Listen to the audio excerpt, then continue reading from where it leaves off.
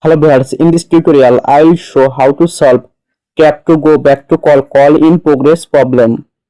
Let's see how to solve this problem. Tap on hold phone app, click on app info or I button, click on forces, tap on OK, tap on storage and cache,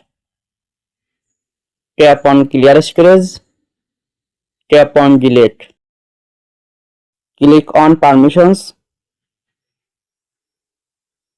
turn on all permission on phone app.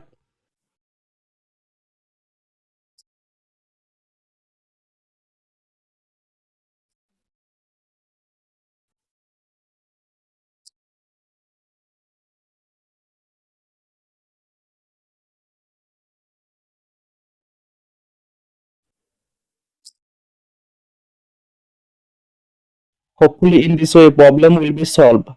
Thanks for watching. Don't forget like and subscribe.